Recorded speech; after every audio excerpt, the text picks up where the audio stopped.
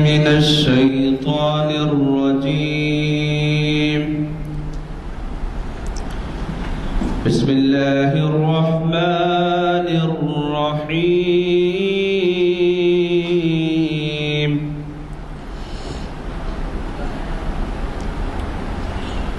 يا أيها الذين آمنوا استعينوا بالصبر والصلاة إن الله مع الصابرين.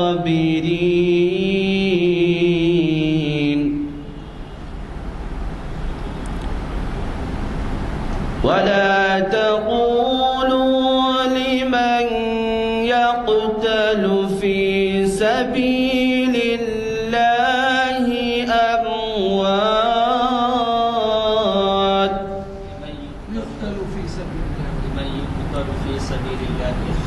لمن يقتل في سبيل الله أموات بل أحياء ولكن لا تشعرون. ولنبلونكم بشيء من الخوف والجوع ونقص من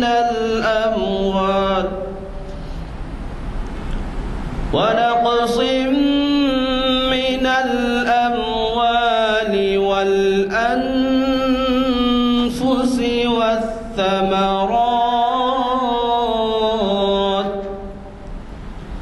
وبشر الصابرين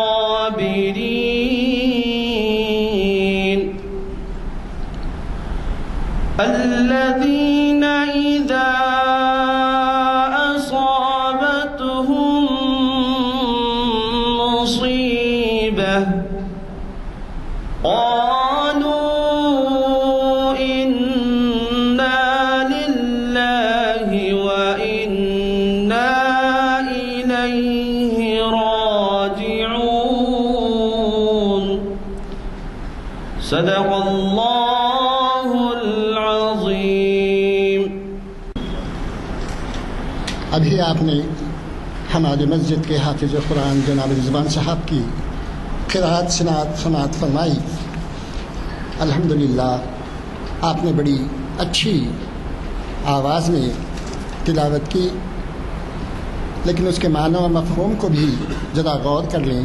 آپ نے فرمایا لَنَبْلُوَنَّكُمْ بِشَيْءٍ مِّنَ الْخَوْفِ وَالْجُوعِ وَنَقْصٍ مِّنَ الْأَمْوَالِ وَالْأَنفُسِ وَالثَّمَرَاتِ. ذرا کے معنوں اس کے اوپر معنوں کے اوپر غور کریں. آپ ہر آیت کے اندر جو ہے نا غور سے پڑھنے اور اس کے معنوں و مفہوم پر غور کرنے کی ہم کو ضرورت ہے.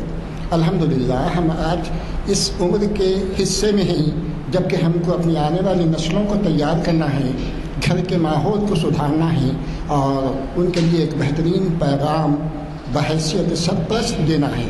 اللہ تعالیٰ دیکھیے اس آیت کے اندر کیا فرماتے ہیں.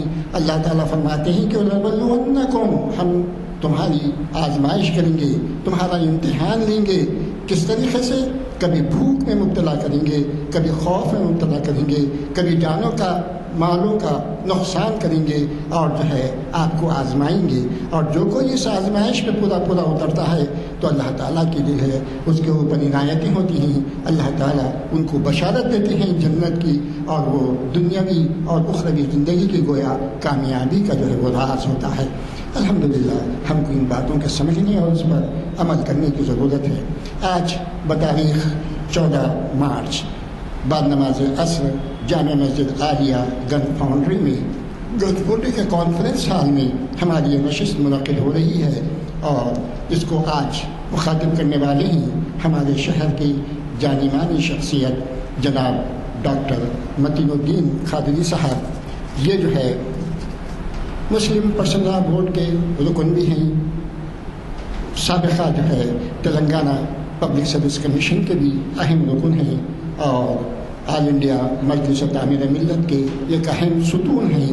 آپ کا تجزیہ سیاسی اور معاشی ہماری قوم کا جو ہے جو حالات ہیں اس کے اوپر آپ کی گہری نظر ہے، اور ہر وقت جو ہے آپ وقت پر متنبہ کرتے ہیں، عوام کا شعور بیدار کرتے ہیں، اور جو ہے آپ ہم کو ایک نصیحت دیتے ہیں اپنے جو ہے تقریر کے ذریعے سے، اپنے بیان کے ذریعے سے. میں اب گزارش کرتا ہوں کہ آج وہ جو دیا ہوا عنوان ہے کہ گداگری ناپسندیدہ پیشہ اسلامی نقطہ نظر سے، اس عنوان پہ آپ مخاطب کر رہے ہیں. آپ حضرات خاصی طور پر خصوصی طور پر توجہ سے سنیں اور پھر اپنے ساتھیوں کو یہ پیغام تک پہنچائیں، اور نوجوانوں کو یہاں پر ترغیب دیں کہ وہ آئیں اور ہماری ان محفلوں کو سنیں. میں اب جناب متین الدین قادری صاحب سے درخواست کرتا ہوں کہ وہ تشریف لائیں. السلام علیکم ورحمۃ اللہ وبرکاتہ. اعوذ باللہ من الشیطان الرجیم. بسم اللہ الرحمن الرحیم. الحمد للہ رب العالمین، والصلاة والسلام علی رسولہ النبی الکریم وعلی آلہ واصحابہ اجمعین. اما بعد، محترم حاضرین اکرام، آج جو موضوع ہے وہ ہے گداگری ناپسندیدہ پیشہ. شریعت اسلامی کی روشنی میں یہ شریعت انفارمیشن لیکچرز کی نشست 847ویں نشست ہے، جیسے بھی تذکرہ کیا گیا. گداگری اصل میں بھیک مانگنے کو کہتے ہیں. یہ عنوان میں نے اپنے لیے منتخب کرنے کی وجہ یہ بنی کہ اس وقت اگر آپ حیدرآباد کے مساجد، درگاہیں، خانقاہیں، ہوٹلز، کلبس، اور پھر اگر آپ جو ہے دیکھنا چاہیں جو ہے مارکیٹس، بڑے بڑے سپر بازار، اسی طرح مختلف مقامات پر بہت زیادہ مسلمان مانگتے ہوئے نظر آ رہے ہیں. اصل میں شریعت اسلامی میں تو سخت ترین گناہ ہے مانگنا،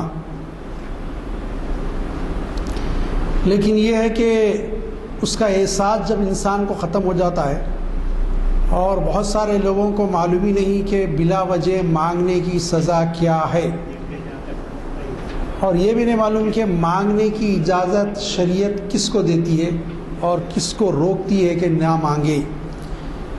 یہ سارے مسائل ہیں، اور اس میں ہم کتنے ذمہ دار ہیں کہ ہم اس پیشے کو، یہ گداگری کے معاملے کو ہم بڑھاوا دینے میں. ہم تو نیکی سمجھتے ہیں، جو مانگنے والا اس کو ایک 5-10 روپے ہم دے دیں تو ہم سمجھتے ہیں کہ ہم نے بڑا نیکی کا کام کر دیا، اور ہم کو اس بات کا اندازہ نہیں ہوتا کہ ہم جو ہے ایک آدمی کو جو کسی وجہ سے وقتیہ طور پہ مانگ رہا ہے، ہم اس کو پروفیشنل فقیر بنا رہے ہیں، پیشے وار فقیر بنا رہے ہیں اس کو 5-10 روپے دے کے. تو یہ اس پہ ہم کو بہت ہی سنجیدگی کے ساتھ بہت سیریس ہو کے سوچنا پڑے گا کہ ہم کیسے آدمیوں کو دیں اور کیسوں کو نہ دیں. اور مساجد کی انتظامی کمیٹیاں بھی جو ہے اس پہ توجہ دیں، جو مساجد کے پاس مصلیاں بیزار ہیں اس طرح مانگتے ہیں. خود اس مسجد کی بات میں کرتا ہوں، جمعے کے دن نہیں دیتے، تو یہ جو ہے اس طرح مانگنا اسلام میں منع ہے. تو یہ ہر مسجد میں، اکثر مساجد میں، یہی نہیں کئی مساجد میں ایسا ہوتا ہے. اور ایک اور مسئلہ ہے، اگر آپ ان کے مرضی موافق نہ دیں تو کیا دیے بھی ہیں. اور بعض تو ایسے ہوتے اگر نہ دیکھے جائیں تو کچھ ایک دو آپ کو بددعائی الفاظ بھی کہہ دیں، یہ معاملہ ان کا ہوتا ہے. تو یہ جو ہے پروفیشنل فقیر ہیں جو اس طرح مانگتے ہیں. اور مجھے کچھ سابقات گزشتہ کچھ چند سالوں میں پڑے ہیں کہ ایک شخص کو میں جانتا ہوں، مسجد میں ملاقات ہوئی، بولے کہ 500 روپے دیجیے مجھے، بہت ضروری، والدہ کو دوا لگ جانا ہے، والدہ ہاسپٹل میں. اب ان کے والدہ کیا کرتے میں جانتا ہوں، شخصیت کو میں جانتا ہوں. ارے بھائی کبھی نہیں مانگنے والا، میں فوراً ایک 500 کی نوٹ نکال کے دے دیا، جیب میں پیسے تھے اتنے وہاں سے، اور وہ چلے گئے لے کے. پھر اس کے بعد کچھ دن کے بعد جو ہے میرے چھوٹے بھائی باہر سے آئے، انہی کو وہی جملہ بول کے لیے، میرے کو ذرا شک ہوا، میں نے محلے میں دریافت کیا تو لوگوں نے بتایا کہ صاحب ان کے والدہ کا انتقال 6-7 سال پہلے ہو گیا۔ اب وہ اس کے بعد کئی لوگوں سے پتہ چلا، ہر مسجد میں جاتے جو ذرا اچھے کپڑوں میں دکھتا اس سے مانگتے، تو یہ پروفیشنل فقیر بن جاتے ہیں اور مانگتے وقت احساس بھی نہیں رکھتے کہ جو مر گئے ہیں ان کے بارے میں۔ تو ان چیزوں کو میں نے تھوڑا سا کور کیا۔ پھر شریعت احادیث مبارکہ میں کیا باتیں جو ہے گداگری کے بارے میں آئی ہیں اور حضرت صلی اللہ علیہ وسلم نے کیا فرمایا، یہ باتیں بھی میں نے کوشش کی ہے کہ کچھ قلم بند کروں اور وہ آپ کے سامنے رکھنا چاہتا ہوں۔ گداگری اسلام میں نہایت ہی ناپسندیدہ چیز ہے اور بالخصوص اس کو پیشہ بنانا، اس کی سخت ممانعت احادیث میں آئی ہے، منع کر دیا گیا حدیث میں پیشے کے طور پہ اس کو بنا۔ دوسرے انسان کے سامنے ہاتھ پھیلانے سے انسان اپنے مقام و مرتبے کو خود دوسرے انسان کے سامنے گرا دیتا ہے، اس کو احساس بھی نہیں رہتا ہے، اور انسان کی خودی اور خودداری ختم ہو جاتی ہے۔ ایک دو بار رشتہ دار بھی ہو تو دیتے، بار بار مگر کیا بھائی پیچھے پڑ جا رہا ہے انہیں بولتے، انسان اپنا مقام خود گرا دیتا ہے۔ حیا اور غیرت انسانی انسان میں سے جاتے رہتی ہے، حیا بھی چلے آتی، آپ چھڑکیاں دو کرو پھر تھوڑی دیر پھر مانگی۔ بے غیرتی کا لباس زیبتاً کر لیتا ہے مانگنے والا، اور مانگنے کے انداز ریلالے ہوتے جاتے ہیں۔ اکثر و بیشتر مانگنے والا جھوٹ کا سہارا لیتا ہے۔ ہمارے مشاہدے میں ایسے مرد اور خواتین آتے رہتے ہیں جو ماں صحت مند ہو یا انتقال کر گئی ہو، اس کو دواخانے میں بتلاتے ہیں اور عاجزی سے کہتے ہیں کہ آگے والا متاثر ہو جاتا ہے، کچھ نہ کچھ دے دیتا ہے۔ لیکن دنیا کے چند سکوں کی خاطر جھوٹ، اور وہ بھی ماں باپ کے بارے میں غلط حوالے دے کر مانگنے والے ایسی جھوٹی باتیں بناتے ہیں، مدرسوں مساجد کے نام پر تک مانگتے ہیں، جبکہ سورۃ الفاتحہ میں عہد کے طور پر ہر مسلمان سے کہلوایا گیا ہم آپ ہی کی عبادت کرتے ہیں اور آپ ہی سے مانگتے ہیں۔ مسلمان کی مثال نبی اکرم نے کھجور کے درخت سے لی۔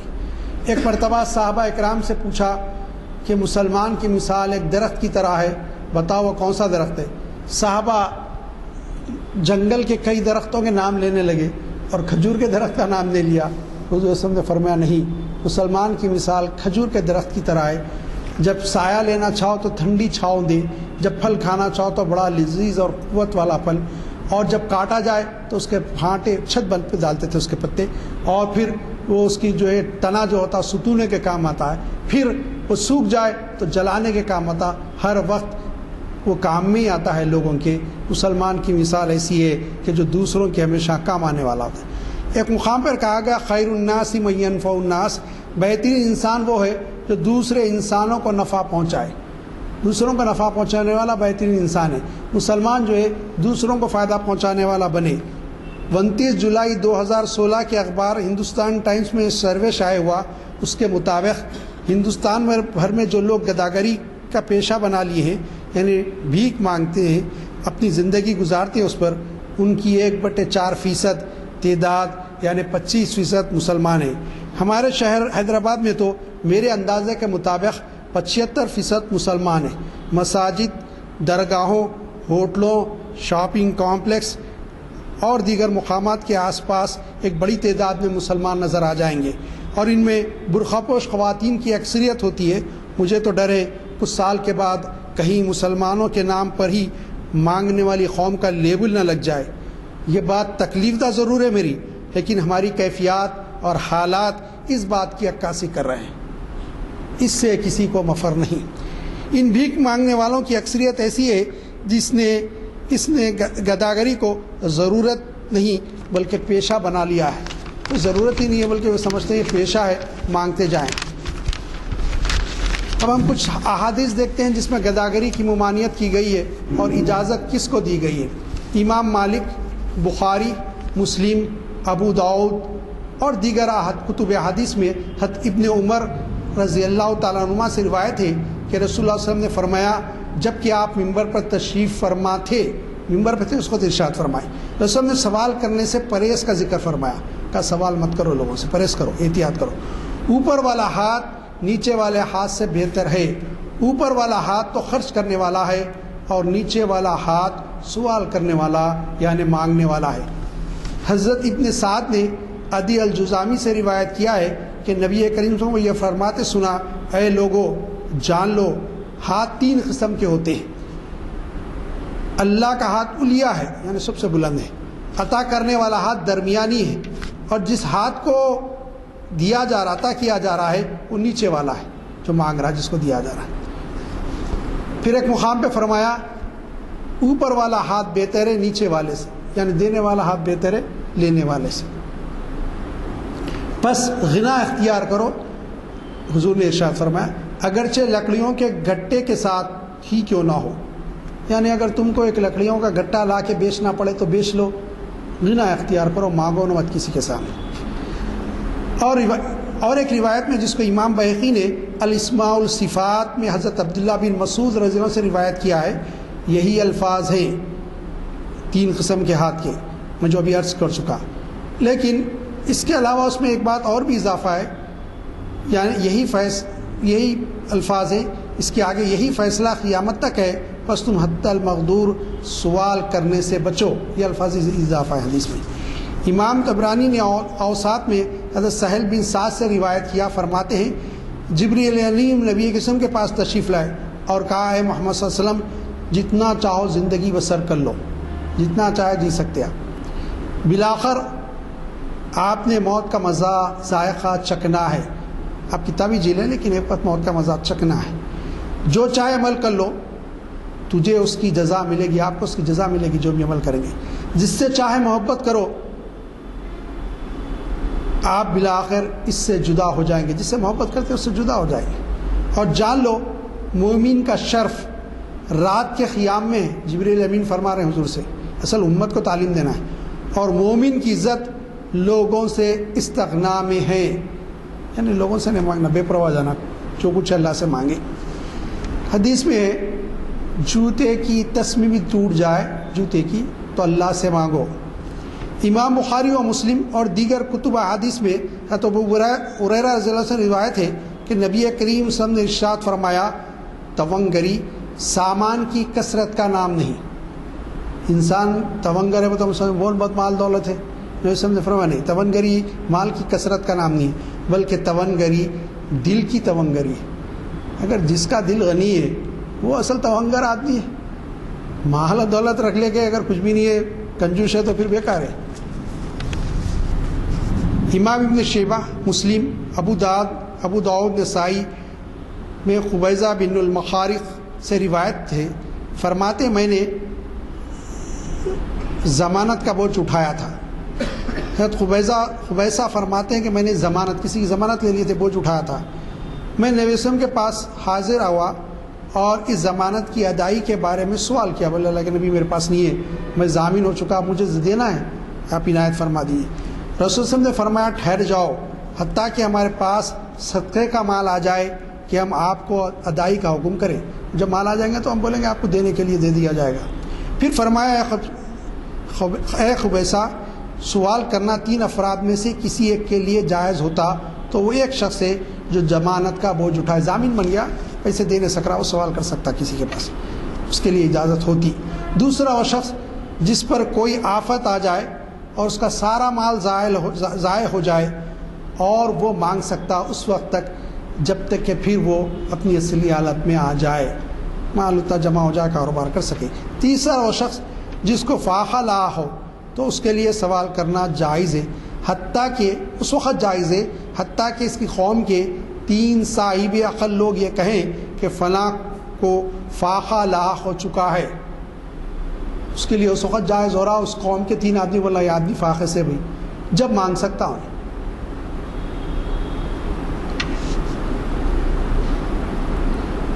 بس اس کے لیے سوال کرنا جائز ہوتا یہاں تک کہ اس کی معیشت درست جائے، اس کے لیے جائز ہوتا کہ معیشت درست ہو جائے، اس کی معیشت درست ہو جائے، معیشت درست ہو جائے تو پھر ٹھیک ہے، ان تینوں کے علاوہ سوال کرنا جائز نہیں۔ اے خبیثہ سوال کرنے والا حرام کمائی کھاتا ہے، کتنی سخت وعید ہے، تھوڑا بھی مال ہے، ایک وقت کا کھانا بھی اور مانگ رہا، حرام کمائی کھا رہا۔ حدیث کی روز سے یہ معلوم ہو رہا، آپ اندازہ لگا لیجیے۔ امام طبرانی نے حضرت ابو امامہ سے روایت کیا ہے، فرماتے ہیں رسول اللہ صلی اللہ علیہ وسلم نے فرمایا کون بیعت کرے گا؟ صوبان نے عرض کیا یا رسول اللہ ہم نے بیعت کر لی ہے۔ صوبان رضی اللہ عنہ نے کہا ہم نے بیعت کر لیا رسول اللہ۔ فرمایا اس بات پر بیعت کرو کہ تم کسی سے کوئی سوال نہیں کرو گے۔ صوبان رضی اللہ عنہ نے کہا رسول اللہ صلی اللہ علیہ وسلم ایسی بیعت کرنے والے کے لیے کیا ہوگا؟ فرمایا جنت۔ بس صوبان رضی اللہ عنہ نے بیعت کی۔ ابو امامہ فرماتے ہیں میں نے مکے میں صوبان کو دیکھا کہ آپ کا اگر کوڑا بھی گر جاتا تو خود سواری سے اترتے اور کوڑلے کو اٹھا لیتے۔ عزیزان گرامی، بہت ساری حدیث ہیں، لیکن ہمارے پاس تو معاملہ یہ ہو گیا ہے مانگنے کا، اور بھی روایتیں، لیکن یہ کہ معاملہ ہمارے پاس یہ ہو گیا ہے کہ جو ہم اکثر لوگوں کو دیکھتے ہیں کہ وہ بہانے ہیلوں کے ذریعے مانگتے ہیں۔ دنیا کا پیسہ ہوتا ہے، آپ بعض اوقات دیکھیے کسی کو بولیے میرے کنے 500 کی نوٹ ہے، چلر نہیں ہے، فقیر کہے گا میرے کنے 500 کا چلر ہے، آپ لے لیجیے، پھر مانگنے کی کیا ضرورت ہے؟ اور ہم بھی جو ہے پیسے دے دے کے جانتے نہیں بوجھتے نہیں، جس کو چاہے دیتے ہیں۔ مجھے خود ایک سابقہ پڑا، ہماری مسجد میں بہت عورتیں آنے لگ گئیں، جس جامع مسجد میں ہمارے علاقے کی میں نماز پڑھتا ہوں۔ میں نے ایک دن ان عورتوں سے بات کی، روکی، میں نے کہا کہ کیوں مانگتی ہو؟ تو ہیلے بہانے کرنے لگے، بولا تم تو ہٹے کٹے ہو، دیکھنے کو میرے سے صحت مند دکھ رہے ہو، بولے صاحب کام نہیں ملتا۔ میں نے کہا پوروں کو کام دلاؤں گا آپ، چلو۔ یہ سب لوگ پہچانتے نہیں، میں بولا تم آدھار کارڈ لا لو، خالی اس کی کاپی لا لو، کام دلانے کی ذمہ داری میری، محلے میں لوگ سنتے میری، میں بول کے دکھاتا ہوں۔ کوئی تیار نہیں ہوا۔ ایک عورت تیار ہوئی، میں نے کہا چلو پہلے میرے گھر میں چل کے صاف صفائی کا کام کرو، اور تم کو کتنے پیسے ملتے ہو اتنے پیسے لے لو۔ 2 دن آئی، تیسرے دن جاتے وقت ہمارے گھر میں اہلیہ کو بول کے گئی یہ کام وام نہیں ہوتا، بیٹھے تو ہم کو آسانی سے مل جاتے، محنت کون کرتے۔ تو یہ معاملہ ہو گیا ہے کہ محنت سے جی چرانے لگ گئے ہیں، اور ہم عادی کر رہے ہیں، اور لوگ یہ سمجھ رہے ہیں 10 روپے خیرات دیکھے ہاتین تائی کی خبر پہ میں نے لات مار دیا، نہیں ہے۔ اس کے بجائے ہمارے کو یہ ہونا چاہیے ایسے لوگوں کو روزی روٹی سے لگائیں، ایسے لوگوں کو مختلف پیشوں سے جوڑیں۔ اگر کوئی آدمی ہو مرد تو اس سے کہیں کہ اگر تو کچھ بیچ سکتا ہے تو ٹھیلا دلاتے ہیں، سامان بھی لا کے دیتے ہیں۔ میں سمجھتا ہوں 8-10 ہزار میں ٹھیلے پہ سامان بھر جائے گا پورا، اس کا ٹھیلے سمجھ آ جائے گا، تو آپ دلا سکتے ہیں۔ تو ایک 4-5 آدمی ملیں، 2-2 ہزار ڈال کے دلا دیں۔ تو یہ اس طرح بانٹنے کے بجائے، اور کیونکہ میں یہ بات اس لیے بھی کہہ رہا ہوں کہ رمضان آ رہا ہے، ساڑیاں لا کے بانٹتے، وہ لکھ جاتے پھر بیچتے بازار میں۔ آپ اتنے سب لوگوں کو بانٹنے کے بجائے آپ نشاندہی کریے، ٹارگیٹ بنائیے، 10 آدمی کو خود مکتفی کر دیجیے، پیروں پہ کھڑا دیجیے، کاروبار لگا کے دے دیجیے، تجارت لگا کے دے دیجیے۔ کار جوب کے کاروبار کرتا تو اس کے جو فریمز ہوتے اور جو وہ ہوتے جس پہ کام کرتے وہ لا کے دے دیجیے۔ ایسے بہت سارے کام ہیں، اور جو کاروں پہ لگائیے، یہ بہت برا ہے۔ اس بارے میں اہل علم، دانشور، علماء کرام، مفکرین کو غور کرنا چاہیے کہ اس کا تدارک کیسے کیا جائے۔ میں جو خطرے کا اظہار کر چکا ہوں، بار بار مجھے ستاتا ہے کہیں ہماری قوم پہ لیبل نہ لگ جائے کہ تو بھیک مانگنے والی قوم، اللہ ہماری حفاظت فرمائے۔ ایک مرتبہ ایک شخص حضور اکرم صلی اللہ علیہ وسلم کے پاس آیا، عرض کیا رسول اللہ کھانے کے لیے کچھ عنایت فرمائی۔ حضور فرمایا تیرے پاس کیا ہے؟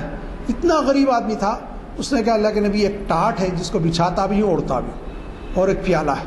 حضور نے کہا دونوں چیزیں لا۔ وہ لے کے آیا، حضور نے اس کا نیلامی کی، فرمایا کون ہے جو اس کو خریدے؟ وہ ٹاٹ کون خریدے گا، اور وہ پیالہ اس کا پیا ہوا کون خریدے گا؟ ایک شخص نے دیکھا نبی صلی اللہ علیہ وسلم بولی لگا رہے ہیں، تو انہوں نے کہا اللہ کے نبی میں 1 درہم میں اس کو خریدتا ہوں۔ نبی علیہ السلام نے فرمایا کوئی اور مزید بڑھ کے بولی لگا سکتا ہے؟ تو ایک صحابی نے سوچا کہ اللہ کے نبی سب چاہتے ہیں کہ اس کو زیادہ فائدہ پہنچائے، انہوں نے کہا اللہ کے نبی 2 درہم دے دوں گا میں دگنا۔ اس سب نے وہ 2 درہم لے لیے اور وہ سامان ان کے حوالے کر دیا۔ وہ شخص کو جو صحابی تھے وہ بھی ان کو 2 درہم دیے، کہا 1 درہم سے گھر والوں کے لیے کھانا لے جا، اور 1 درہم سے کلاڑی کا پھل لے کے آ میرے پاس۔ وہ گیا، شخص 1 درہم سے کھانا گھر میں دے دیا اور 1 درہم سے پھل لے کے آیا کلاڑی کا ایک۔ حضور اکرم صلی اللہ علیہ وسلم نے لکڑی توڑ کر اپنے ہاتھ سے دستہ ڈالا اس میں۔ ظاہر ہے جس کلاڑی میں نبی علیہ السلام کا دستہ لگے وہ کیا چلی ہوگی بعد میں۔ پھر فرمایا 15 دن تک مجھے نظر نہیں آنا، جنگل جا اور لکڑیاں کاٹ کے لا کر بیچ۔ وہ گیا اور 15 دن کے بعد جب آیا تو اس کے پاس کئی دینار تھے، بعض روایتوں میں آتا ہے 10 دینار تھے اور اس سے زیادہ تھے. نبی صلی اللہ علیہ وسلم نے کہا یہ تیرے لیے بہتر ہے کہ لوگوں سے مانگے. تو نبی کریم صلی اللہ علیہ وسلم نے جو ہے اس کو کہا. اسی طرح ایک شخص اور آ کے مانگا, نبی صلی اللہ علیہ وسلم نے کچھ اس کو عطا کیا اور فرمایا کہ جو ہے بہتر ہوتا کہ تو جو ہے جاتا اور جنگل سے لکڑی چن کے لاتا اور اس کو بیچتا اور اس سے گھر چلاتا, یہ تیرے لیے بہتر تھا مانگنے سے. اسے بھی فرمایا. ایک مرتبہ آپ نے فرمایا جو مستغنی ہونے کے بعد جو سوال کرے وہ اپنے لیے جہنم کی چنگاریوں میں اضافہ کر رہا ہے. حدیث کا مفہوم سن لیجئے, جو مستغنی ضرورت نہیں ہے حاجت ہونے کے بعد جو سوال کرے وہ اپنے لیے جہنم کی چنگاریوں میں اضافہ کر رہا ہے. جب مانگتے جائے گا کہ چنگاری بڑھتے جائے گی. دریافت کیا گیا کہ مستغنی ہونے سے کیا مراد ہے. ہم تو بڑے ضرورت مند نہیں ہیں بلکہ اب سنیے, حضور صلی اللہ علیہ وسلم نے فرمایا جس کے پاس رات کا کھانا موجود ہو وہ مستغنی ہے. گویا کہ ایک ٹائم کا جس کے پاس کھانا ہے وہ مستغنی ہونے مانگے. میں نے سمجھتا جتنے فقیرہ مانگ رہے ہیں ان کے پاس کسی کے پاس کھانا نہیں ہے, بلکہ میں دیکھتا ہوں ایک ہمارے گھر کے پاس ایک بہت بڑے بزرگ کی مزار ہے, وہاں بہت سارے فقیر یہاں بیٹھے رہتے, لوگ لا کے دے, اس میں جو اچھا نہ رہتا فجر کا ٹائم ادھر سے جاتے رہیے پورا وہیں پھینک دے کے جاتے. اچھا وہ تو ان کے پسندیدہ نہیں ہوتا, کوئی خراب دے دیتے باسی, جو پسندیدہ نہیں ہوتا مطلب کوئی کھانا دے دیا, کوئی سالن دے دیا, پسند نہیں کھانا چاہو, وہ بریانی ہونا, اچھے چیزاں ہونا, پھینک دے کے جاتے پورا. تو یہ حالت ہے. تو آپ دیکھیے کیا کیفیت ہماری ہو رہی. دیگر مذاہب میں یہ بات پائی جاتی ہے, فقیری کا پیشہ دیگر مذاہب میں. بدھسٹوں کے یہاں مذہبی رہنماؤں اور جو بھکشوؤں کو کسب معاش کی ممانعت ہے. ان کے مذہب میں یہ ہے کہ بدھسٹ کے پاس جو بھکشو ہے جنہیں مذہب کا لباس اوڑھ لیا اور مذہب کی تبلیغ میں لگا رہا, اس کے لیے ممانعت ہے کہ وہ کوئی پیشہ اختیار کرے معاش کا, کوئی معاش ذریعے معاش کوئی چیز اختیار نہیں کر سکتا, اور لوگوں کے دشنا پر زندگی گزارے, لوگ کچھ دے تھے اس پہ زندگی گزارے. عیسائیوں کے یہاں جب رہبانیت کا تصور گھر کر لیا تو ایسے زاہد پیدا ہو گئے جو لوگوں کے دیے پر زندگی گزارتے, خود کچھ کسب معاش نہیں اختیار کرتے. لوگ جو کچھ دیتے عیسائیوں کے پاس بھی آ گیا. ہندوؤں کے یہاں برہمن بھی یہی کرتے ہیں, دوسروں کے دیے پر زندگی گزارتے ہیں. دان دینا بولتے, برہمن کو دان دینا, تو وہ دان پہ زندگی گزارتے ہیں. وہ کسب معاش آج کل اختیار کریں لیکن وہ پہلے نہیں کرتے تھے. حضرت ابن عباس نے فرمایا, سے روایت ہے کہ رسول اللہ صلی اللہ علیہ وسلم نے فرمایا اگر سوال کرنے والے پر جو وبال ہے, اگر کوئی شخص اس کو جان لے تو سوال کرنے کے لیے کہیں نہ جائے. جو وبال ہوتا ہے سوال کا اگر وہ جان لے تو نہیں. ایک روایت میں آیا کہ سوال کرنے والا, مانگنے والا قیامت میں الگ پہچانا جائے گا. صحابہ نے پوچھا کیسے؟ ایک روایت میں آیا کہ اس کے چہرے پر خراش ہوں گے. کون اپنا چہرہ بگاڑ لینا چاہے گا؟ ایک روایت میں آ کہ ایک داغ ہوگا اس کے چہرے پر جس سے وہ پہچانا جائے گا مانگنے والا. عزیزان گرامی, نبی کریم صلی اللہ علیہ وسلم نے مانگنے کو برا جانا. محنت, مشقت, جس کو عام طور پہ ہم سمجھتے ہیں بھائی یہ پروفیشن ہے, بھائی اس کا لیبر ہے, ہنا کے دیکھتے, اس کی ایسے کام کرنے کی جو محنت کے مشقت کے ہوں, حضور اکرم صلی اللہ علیہ وسلم نے دل جوئی فرمائی, ہمت افزائی فرمائی. آپ دیکھیے حضرت علی رضی اللہ تعالیٰ کا کیا پروفیشن تھا جی. حضرت علی رضی اللہ تعالیٰ کا کیا پروفیشن تھا. حضرت علی رضی اللہ کے بارے میں آتا ہے کہ آپ پانی سینتے, کھیتوں کو سیراب کرتے, آپ نالیاں بناتے. کون ہے؟ حضور کے چچا زاد بھائی. کون ہے؟ حضور کے داماد, چہیتے بیٹی کے شوہر اور چہیتے داماد. کون ہے؟ عشرہ مبشرہ کے صحابی. کون ہے؟ چوتھے خلیفہ جنہوں نے خیبر کے دروازے کے خاصے کوڑ کے پھینک دیا. خیبر کی فتح ان کے ہاتھ میں, بڑے بہادر کے کارنامے ان کا. کبھی حضور نے روکا نہیں اس کام سے. اگر کوئی یہ پروفیشن غلط ہوتا, مناسب نہ ہوتا تو حضور سے ہم روک ڈالتے, لیکن حضور نے نہیں روکا. پھر بول کے ہمت دی ضرور. حضرت عبد الرحمن ابن عوف رضی اللہ تعالیٰ نے جو تجارت شروع کی 2 درہم سے، 2 درہم جیب میں تھے، کھجور لے گئے، ایک ٹوکرے میں رکھ کے مدینے کے بازار میں بیچنے لگے. اللہ نے اس میں اتنی برکت دی کہ دنیا سے جب رخصت ہوئے تو جو ہے ان کی اولاد نے سونے کے اینٹوں کو کڑاڑیوں سے توڑ کر ترکے میں تقسیم کیا. اتنا معلومات آ گیا. تو یہ کہ جو ہے کوئی بھی پروفیشن کو اسلام نے منع کیا. تیر بنانا، لوہار کا جس کو نجار کہتے ہیں اس پروفیشن، حضرت صہیب رومی کا وہی معاملہ تھا. اور بھی دیگر صحابہ تھے جو کام کرتے تھے. حضرت ابوبکر صدیق، حضرت عمر کا کیا معاملہ تھا معلوم ہے؟ کپڑے کی تجارت، کپڑے بیچنا. حضرت ابوبکر صدیق جب خلیفہ بنے کپڑے کی گٹری کھاندے پہ اٹھا کے جا رہے ہیں. حضرت عمر رضی اللہ عنہ راستے میں ملے، کبیر کدھر؟ تو بولے بھائی روٹی روزی کا تو معاملہ ہے. کہا نہیں اب نہیں ہوگا. پھر کیا کریں گے؟ ہم ابھی بات کرتے ہیں. مشاورت بلائی اور ایک ایوریج میں مسلمان جو کھاتا وہ روزینہ مقرر کر دیا بیت المال سے. کہا کہ یہ بہت مسائل ہے، آپ کپڑے بیچتے رہے تو یہ قوم کو کون دیکھے گا؟ ملت اسلامیہ کا مسئلہ پورا ہے. بولے اتنا، اس سے بڑھ کے نہیں، یہ لے لیجئے، آپ کپڑے بیچنا بند کر دیجیے. حضرت عمر کی بھی وہی تجارت تھی رضی اللہ تعالیٰ. تو یہ کہ جو ہے کوئی بھی پروفیشن کو اسلام نے مانگنے کے علاوہ غلط نہیں سمجھا، ناجائز نہیں سمجھا. حرام پروفیشنس ہو، جو حرام کی چیزیں ہیں، کاروبار ہو، اس کو ناجائز اور غیر درست سمجھا گیا، ورنہ محنت کی. ایک مرتبہ ایک صحابی رسول حضور کے پاس آئے، سلام کیا، حضور اکرم صلی اللہ علیہ وسلم سے مصافحہ کیا. حسن نے ان کے ہاتھ پکڑے تو ہاتھ پہ گھٹے تھے اور بڑے بگڑ ہاتھ تھے. تو حسن نے پوچھا یہ تمہارے ہاتھ پہ گھٹے کئی کے؟ تو انہوں نے کہا رسول اللہ گڑھے کھودتا ہوں، پانی سینتا ہوں، سیراب کرتا ہوں، لیبر کا کام کرتا ہوں، بوریاں کھودتا ہوں. تو حضور اکرم صلی اللہ علیہ وسلم نے، ایک روایت میں آتا ہے کہ ان ہاتھ کو ان کے بوسہ دے دیا. ہم آرزو کریں گے کہ کبھی حضور کے خطبہ مبارک کو ہم بوسہ دے سکیں. ہر صحابی کی آرزو تھی، حضور نے بوسہ دیا. فرمایا یہ ہاتھ دوزخ میں آگ ان پر حرام ہے، یہ آگ دوزخ اس آگ ہاتھوں کو نہیں جلائے گی. شاید حضور نے اسی فرمایا.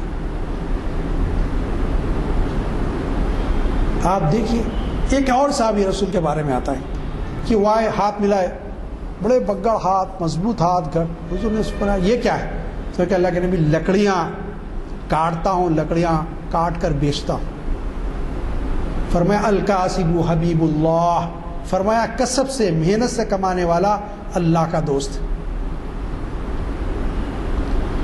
تو یہ ہے کہ حضور اکرم صلی اللہ علیہ وسلم کی سیرت میں یہ ملتا ہے کہ آپ محنت سے کمانے والے کی ترغیب دیتے تھے، اور اسلام محنت کے کمائی کے لیے زور دیتا ہے. ایک آدمی تھوڑا بہت کھا لے رہا، ایسی گزار لے رہا، لیکن اس کی محنت کی رقم ہے، محنت کی کمائی ہے، تو وہ قابل قبول ہے. اور وہ لقمے اس میں جو خون پیدا کریں گے وہ حلال ہوں گا، اور اس سے اس کی عبادتیں بھی قبول ہوں گی. کوئی نمبر 2 کے کاروبار کر رہا، غلط کاروبار کر رہا، حرامی کے کاروبار کر رہا، اور اس سے کافی دولت جمع کر رہا، اس سے خون بننا تو خون بھی درست نہیں ہے، پھر اس کی عبادتیں بھی قبول نہیں ہوں گی. تو محنت کے ذریعے کمانا یہ بڑا اہم ہے. اسلام نے اس کو اہمیت دی. ان باتوں کو ہم کو عام کرنا پڑے گا. لوگوں کے سامنے جو مانگتے ہیں ان کو تلقین کرنا پڑے گا کہ مانگنے سے پرہیز کریں، روکیں. اور ہم بھی ایسا دینے کے بجائے 5-5 10-10 روپے خیرات ہم پیسے جمع کریں، جمع کر کے ایک بعد آدمی کو پیروں پہ کھڑانے کی کوشش کریں تاکہ مانگنے والوں کی تعداد کم ہو. ہمارے پاس زکوٰۃ نکالنے کا جو نظام بن چکا ہے کہ سب کو تھوڑا تھوڑا تھوڑا دے رہے ہیں، اس کا نتیجہ یہ ہے رہا کہ وہ ہمیشہ یہاں بس نہیں ہوتا، وہاں جا کے مانگتے. آپ روک دیجئے، آپ ٹارگٹ کیجئے، 2 آدمی کو دے سکتے، 5 کو دے سکتے، 10 کو دے سکتے. اتنا دیجئے کہ وہ آئندہ سال آپ کہنے مانگنے ہی نہ آئے، قابل ہو کے ٹھہر جائے. تو اس سے میں سمجھتا ہوں یہ جو غریب عام طور پہ نظر آتے گداگری کرتے ہوئے، گداگر، یہ ختم ہوگی، اور اس سے مسلمان اور اسلام کی جو بدنامی ہو رہی ہے ہم اس سے محفوظ رہ سکیں گے. میں نے جو کچھ گزارشات کی، اللہ تعالیٰ سے دعا ہے کہ ہمارے دلوں میں اتار دے، اور ہم کو توفیق دے کہ ہم لوگوں کے ذہنوں کو جھنجھوڑیں اور ان کے دلوں میں بھی بات پیدا کریں. اور جتنے سن رہے ہیں اللہ تعالیٰ ان کو بھی توفیق دے، اور بعد میں اس میرے پروگرام کو جو دیکھیں گے تو جو یوٹیوب پہ اللہ ان کو بھی توفیق دے، ہدایت دے کہ وہ اس کام کو سمجھیں، اس کام کی اہمیت کو جانیں اور لوگوں میں شعور بیدار کریں کہ وہ مانگ کے کھانے کے بجائے محنت کر کے کھائیں۔ اللہ تعالیٰ ہم سب کو توفیق دے کہ ہم یہ کام کریں۔ صلی اللہ تعالیٰ علی خیر خلق محمد وآلہ وصحبہ اجمعین برحمتک۔